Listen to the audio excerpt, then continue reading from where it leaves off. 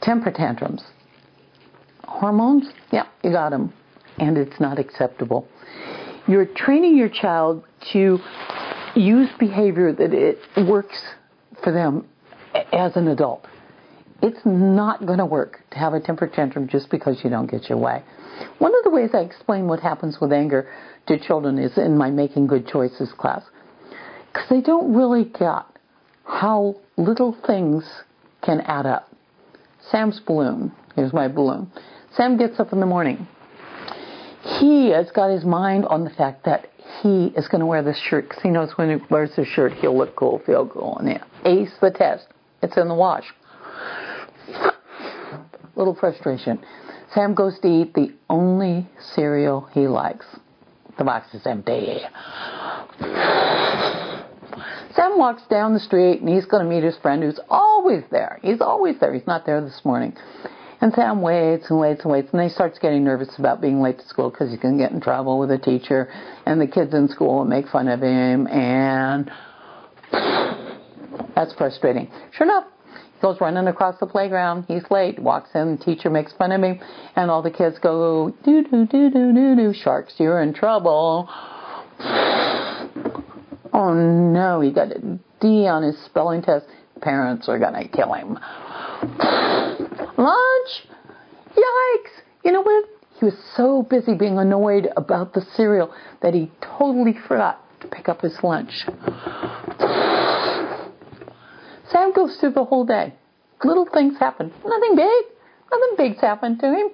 And then he goes home. He opens the door and he says, "Hi, Mom." And his mom says, "Sam, you forgot to put the trash out today." And Sam has a meltdown. And what I say to the kids in this part of the thing, so that they get the point. See, I'm trying to train them to think about what they're doing. I say to them, haven't you ever come home from school and your mom said a really bad day? I mean, bad day. You put your backpack by the front door for 5 years. And all of a sudden, she's running through the house having a meltdown because your backpack's by the front door.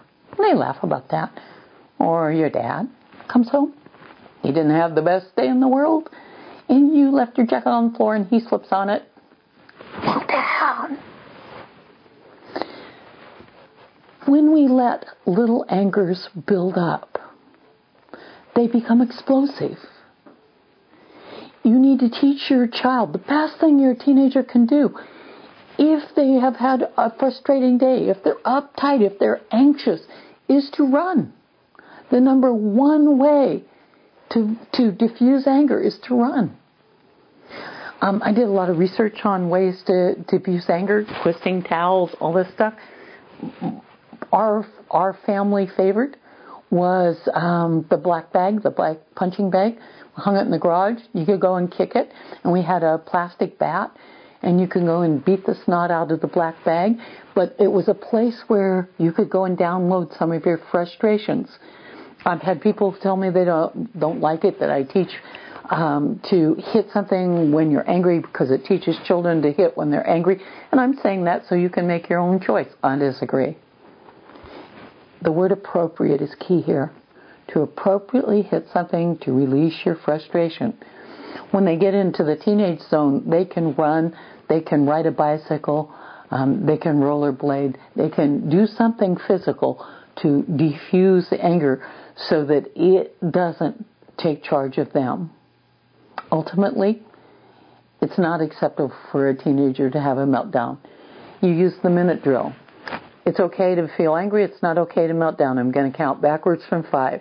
When I get my hand closed, penny is going in the jar. For each minute you choose to keep the temper tantrum going, I will be dropping pennies in the jar. Each penny is 15 minutes off your life. I can't stop you from melting down, and I can make it expensive. Choose. They need to learn to control their tempers. They need to learn to diffuse their anger in appropriate ways. It isn't appropriate to have a meltdown just because you feel like it. Oh, are you modeling temper tantrums for your children? If you are, You need to watch that.